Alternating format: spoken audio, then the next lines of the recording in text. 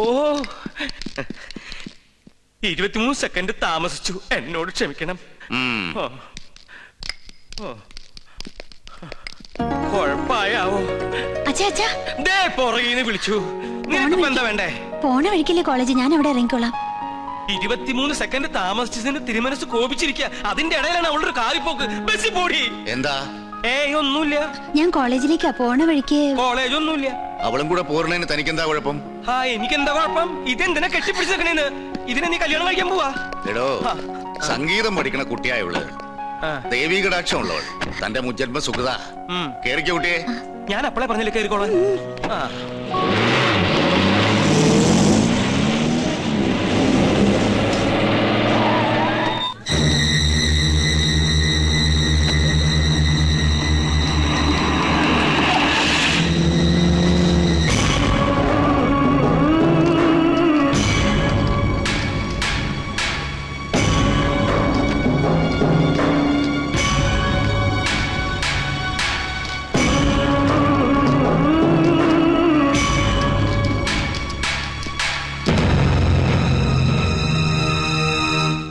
After carefully considering all the evidences presented, the appeal is dismissed, confirming the decree passed by the lower court. Hindu പിന്തുടർച്ചാവകാശ നിയമപ്രകാരം ഉദയപുരം കൊട്ടാരത്തിന്റെ out ഹൗസും അതിനോട് ചേർന്നുള്ള 5 acre പുരയിടവും മേൽപ്പടി കൊട്ടാരത്തിലെ നാരായണവർമ്മയുടെ മകളും ഇപ്പോൾ അറക്കൽ തറവാട്ടിൽ അബ്ദുൾ റഹ്മാന്റെ ഭാര്യയുമായ മാളവിക തമ്പുരാട്ടിക്ക് അനുവദിച്ച കീഴ്ക്കോടതി വിധി ഈ കോടതി ശരിവയ്ക്കുന്നു.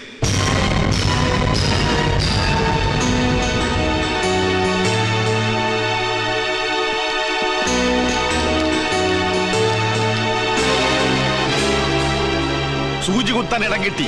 ഇനി നമ്മൾ നൊഞ്ഞു കയറി കൊട്ടാരം മുഴുവൻ പിടിച്ചടക്കും. ആലംബന. അതെന്താ കൊച്ചാപ്പ? നമ്മൾ അലംബനാണെന്ന് പറഞ്ഞാടാ.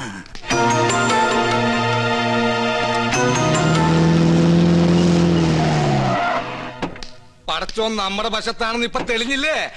തമ്പുരാൻ ഉള്ളു തുറന്ന് വിളിച്ച മൂപ്പിലാൻ വിളി കേൾക്കും. ഇനി ആ കൊട്ടാരത്തിലെ കിരീടം ചെങ്കോലും കൂടി കിട്ടിയ നമ്മുടെ പകരം. കാസിനെ റാംപ്രദനെ കണ്ട? ആരെ? നമ്മുടെ സുലൈമാൻകുട്ടി പഠിക്കുന്ന കോളേജിലെ ക്യാൻറ്റീൻ നടത്തുന്ന ദജ്ജാലിലെ അഗസ്റ്റിൻ നമ്മള് കണ്ടില്ല. ഓൻ കിരീടം ചെങ്കോലും പൊക്കിത്തരാന്ന് പറഞ്ഞ് 19,000 രൂപ അടിച്ചിട്ട് മാസം 5 ഓന് കൊട്ടാരത്തിലേതോ പൂശാരിയെ പരിചയമുണ്ടെന്ന്. അത് കിട്ടിയിട്ട് എന്തിനാ? തലയിൽ വെച്ച് നടക്കാനോ?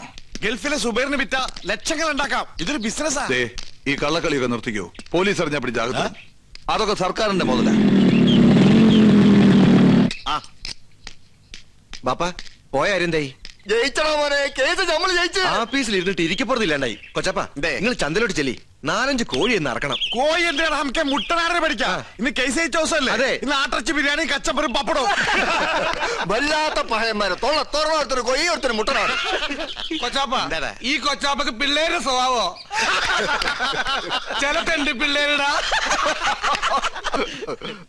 നബീസു, കേസ് നമ്മൾ ജയിച്ച്. നീ പഞ്ചായത്ത് കളിക്ക് കുറച്ച് സർവത്തിട്. നബീസ, മാളവിക എവിടെ? എടീ, എല്ലാവരുടെയും സന്തോഷം കണ്ടില്ലേ? കേസ് നമ്മൾ ജയിച്ചു. എന്റെ അച്ഛൻ തോറ്റു അല്ലേ?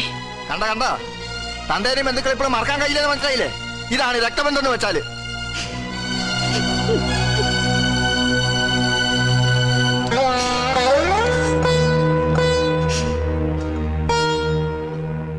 ഇത്രയും കാലം നിന്റെ മനസ്സിൽ ഞാൻ തോക്കണമെന്നായിരുന്നു പ്രാർത്ഥന. ഞാൻ കൊട്ടാരത്തിൽ നിന്ന് ഇറങ്ങി പോന്ന ശേഷം അവിടെ പരാജയം മാത്രമേ ഉണ്ടായിട്ടുള്ളൂ.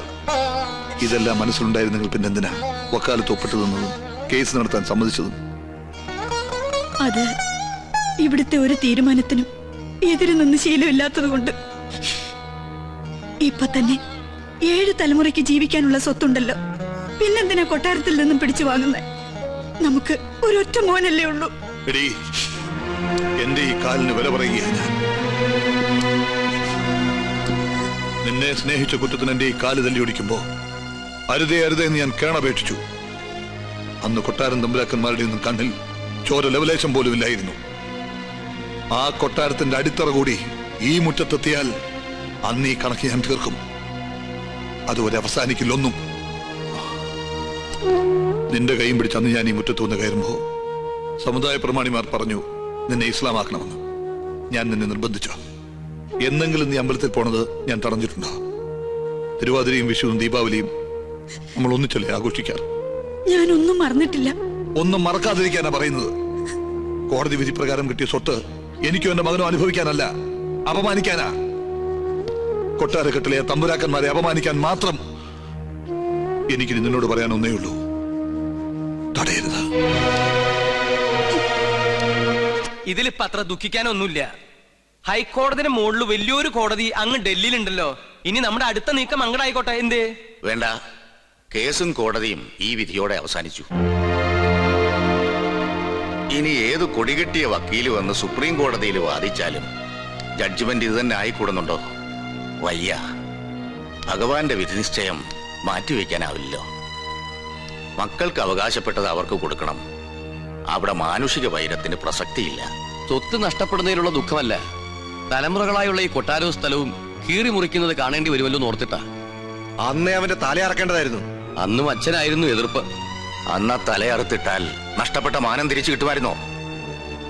ഒരു വിധവയെ കൂടെ ചീത്തപ്പേരിനോടൊപ്പം പോറ്റേണ്ടി വന്നേനെ. വിധിപ്രകാരം നടപ്പിലാക്കിയാൽ ഔട്ട് ഹൗസും അതിന്റെ ചുറ്റുവട്ടവും അവരുടേതാവും. അവിടെ മുസ്ലിങ്ങൾ വന്ന് താമസം തുടങ്ങും. പിന്നെ ഇറച്ചിയായി മീനായി. ഇപ്പൊ തീ തിന്നുന്നത് ഞാനാ, എന്റെ മോളെ കുറിച്ച് ഓർത്തിട്ട്. ഞങ്ങൾക്കാർക്കും ഗോപികമ്മയുടെ കാര്യം ഓർത്തിട്ട് വിഷമമില്ലെന്നാണോ? എത്ര ആലോചനകൾ മുടങ്ങി. ഇനി ഈ പൂമുഖത്തേക്ക് കൊള്ളാവുന്ന ഒരു രാജകുടുംബത്തിൽ നിന്നും ആലോചനകൾ വരില്ല എന്ന് ഉറപ്പുമായി. ഓ, എല്ലാം അറിഞ്ഞിട്ട് തന്നെയല്ലേ വലിയ കോയിക്കിൽ നിന്നും ആലോചന വന്നത്. അത് കോടതി വിധിക്ക് മുമ്പ്. കോടതി വിധി മുൻകൂട്ടി കണ്ട് കല്യാണം മുടങ്ങാതിരിക്കാൻ ഞാനൊരു അതിബുദ്ധി കാണിച്ചിട്ടുണ്ട്. കാര്യങ്ങൾ പറഞ്ഞ് മനസ്സിലാക്കി അവരെ ഇങ്ങോട്ട് കൂട്ടിക്കൊണ്ടുവരാൻ ഞാൻ നമ്മുടെ പരശുമൂരി അങ്ങോട്ട് അയച്ചിട്ടുണ്ട്. നന്നായി. ഇതെങ്കിലും മുടങ്ങാതിരുന്നാ മതിയായിരുന്നു. വിഘ്നേശ്വര, വിഘ്നേശ്വര, തടസ്സങ്ങളൊക്കെ നീക്കി തരണേ. തമ്പുരാട്ടി കുഞ്ഞിന്റെ കല്യാണാലോചന എത്തവണയും മുടക്കി. മഹാപാപം. ആ ചെയ്ത പാപത്തിന് പരിഹാരമായി കൊട്ടാരൻ ദേവിക്ക് 5 വെടിവഴിപാടും കഴിച്ചിട്ട് നോ വന്നിരിക്കണത്. എന്നാലും നിങ്ങൾ എന്തിനാ കല്യാണം മുടക്കിയത്? കൊട്ടാരം വക ക്ഷേത്രത്തിൽ പൂജാരി എന്ന പോസ്റ്റുമായി ദേവി പൂജ ചെയ്യാൻ തുടങ്ങിയിട്ട് വർഷം 16 കഴിഞ്ഞിരിക്കണു. ഒരു തികഞ്ഞ ദരിദ്രവാസിയായ നമ്മെ ഇപ്പൊ ദേവി ഒന്ന് കടാക്ഷിച്ചു. അതും നല്ല ബുദ്ധി തന്ന. എന്തു ബുദ്ധി? കേട്ടോളൂ, ഈ കല്യാണം കൂടി മുടങ്ങിയ വാർത്ത കൊട്ടാരത്തിൽ അറിയുമ്പോ അവരാകെ ഒന്ന് പതറും. മനസ്സ് പതറുമ്പോ കവടി നിരത്തും. കവടി നിരത്തിയാൽ ഫലം ശത്രുദോഷം, പരിഹാരം പൂജ. കൊട്ടാരം പൂജാരിയെ നോമതി യാഗമാക്കി മാറ്റും. ഒരു സ്വയംവര യാഗം. അതിലാണ് നമ്മുടെ രാജയോഗം. നോം ലക്ഷങ്ങൾ അടിച്ചു മാറ്റും. ഈ 5 ഏക്കറും വീടുന്നോ സ്വന്തമാക്കും. ഇവിടെ നിന്നെ നോം രാജ്ഞിയാക്കും. അതുവരെ നിങ്ങളെ ജീവനോടെ വെച്ചേക്കോ ഈശ്വര. എന്താ ഈശ്വരൻ നമ്മെ കൊല്ലൂന്ന് നിന്നോട് പറഞ്ഞുവോ? ഈശ്വരനല്ല കൊല്ലാൻ പോണത്. നിങ്ങൾ കൊട്ടാരത്തിൽ നിന്ന് കട്ടുകൊടുക്കാന്ന് പറഞ്ഞ കിരീടവും ചെങ്കോലും ചോദിച്ച് ആ അഗസ്റ്റ് വീണ്ടും വന്നിരുന്നു. എന്നിട്ട് അവൻ എങ്ങോട്ട് പോയി? കൊട്ടാരത്തിലേക്ക്. കൊട്ടാരത്തിലേക്കോ? എന്റെ ദേവി! അഗസ്ത്യ! വീട്ടിൽ വന്നിരുന്നുവോ?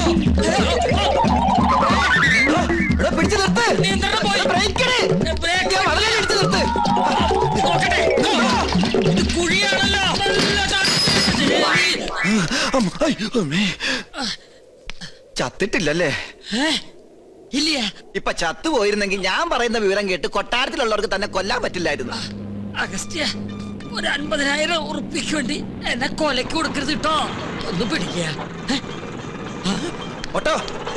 അഗസ്ത്യ, കൊട്ടാരത്തിലേക്ക് പോവരുത് കേട്ടോ. നിക്ക. അഗസ്ത്യ, നോ പറയണതൊന്ന് കേക്ക. വേണ്ട. അയ്യോ, താനൊന്നും പറയണ്ട. കുറെ കാലമായി താനിത് പറയുന്നു, കുറെ കാലമായി ഞാനിത് കേൾക്കുന്നു. ഇന്ന് എനിക്ക് രണ്ടിലൊന്നും അറിഞ്ഞു പറ്റും. ഇത്രയും കാലം പറഞ്ഞ പോലല്ല. എന്തിനും പരിഹാരം ഉണ്ടാക്കാം. ഉറപ്പാണോ? ഉറപ്പാ. എന്നാ പോ. ഇവിടെ തന്നോടല്ല, നമ്മുടെ വണ്ടി പോകാനാ പറഞ്ഞത്. ഒന്നുകിൽ താൻ കൊട്ടാരത്തിൽ നിന്ന് മോട്ടിച്ചേരാൻ തന്നെ കിരീടവും ചെങ്കോലും, അല്ലെങ്കിൽ താൻ അതിനായി എന്റെ കയ്യിൽ നിന്ന് വാങ്ങിച്ച 50,000 രൂപ എനിക്ക് ഇപ്പൊ കിട്ടണം. സാവകാശം വേണം. 10 ദിവസത്തെ സമയം തരണം. ദൈവത്തോർത്ത് സമ്മതിക്കുക. ദൈവത്തെ ഓർത്ത് 10 ദിവസത്തിനുള്ളിൽ കിരീടവും ചെങ്കോലും ഹാജിമാരുടെ കയ്യിൽ ഏൽപ്പിച്ചില്ലെങ്കിൽ പിന്നെ എനിക്ക് കോളേജിൽ ക്യാൻറ്റീൻ നടത്താൻ പറ്റില്ല. എനിക്ക് വീടും പറമ്പും മേടിക്കാനും പറ്റില്ല. തരാ ഉറപ്പ. സമാധാനായിട്ടിരിക്കുക. ഗോപികമോൾ ആകെ ദേഷ്യത്തിലാ. ഈ അണിഞ്ഞൊരുങ്ങൽ അവസാനത്തെ അന്ന് അവള് പറയണേ. ഇനി വയ്യ അത്ര ഒരു പ്രദർശന വസ്തുവായിട്ട് നിൽക്കാൻ. ഗോന്നാരെ വലിയ കോയിക്കിലേക്ക് വിളിച്ച് അവര് പുറപ്പെട്ടോ ഇല്ലയോ എന്ന് അന്വേഷിക്കാം. വേണ്ട, മുടക്കി. ആര്? അല്ല, മുടങ്ങി. അതും മുടങ്ങി. കാര്യങ്ങൾ പറഞ്ഞ് മനസ്സിലാക്കി അവരെ കൂട്ടിക്കൊണ്ടുവരാനല്ലേ തന്നെ പറഞ്ഞയച്ചത്. നമ്മെ കൊണ്ട് ചെയ്യാൻ പറ്റുന്നതൊക്കെ നാം ചെയ്തു. ഉദയപുരം കൊട്ടാരവുമായി ഒരു ബന്ധവും അവർക്ക് സ്വീകാര്യമല്ലത്രേ. അടിക്കടി വിവാഹം മുടങ്ങുന്നതും പരാജയം ഉണ്ടാകുന്നതും ഈ കൊട്ടാരത്തിന് മേൽ പതിഞ്ഞിരിക്കുന്ന ദൃഷ്ടിദോഷം കൊണ്ടും മുജ്ജന്മ ശാപങ്ങളും കൊണ്ടാ. അത് മാറ്റിയെടുക്കാൻ യാഗവും പൂജയും നടത്തണമെന്ന് പലയാവർത്തി നാം പറഞ്ഞിട്ടുള്ളതല്ലേ. കേട്ടുവോ? സമയം ഇനിയും വൈകിട്ടില്ല. 41 ദിവസം 101 കാർമ്മികരുടെ സാന്നിധ്യത്തിൽ ഒരു സ്വയംവരയാഗം. ചെലവ് നിസ്സാരം, 10 ലക്ഷം രൂപ. ഫലമോ സർവൈശ്വര്യങ്ങളും. അതും നോം നടത്തിയാൽ ഫലം നിശ്ചയം. പൂജ, യാഗം തുടങ്ങിയ അന്ധവിശ്വാസങ്ങൾ കൂടെ പൊറപ്പിച്ച പല രാജകുടുംബങ്ങളും തകർന്നിട്ടുള്ളത്. ഇവിടെയോ ഇതൊന്നും നടത്താതെയും കൊട്ടാരത്തിൽ ഒരു പൂജാകർമ്മം നടന്നിട്ട് വർഷങ്ങൾ കഴിഞ്ഞിരിക്കണു. ഒരുപക്ഷെ അതിന്റെയൊക്കെ ഫലമാണോ എന്തോ ഗോവയ്ക്ക് ശേഷം ഒരു കുഞ്ഞിക്കാല് കാണാനുള്ള ഭാഗ്യം ഇവിടെയുള്ളവർക്ക് ഇല്ലാതായത്. ഗോന്നാരെ, ഗുരുവായൂരുന്ന് വാസുദേവ നമ്പൂരിയെ വരുത്തുക.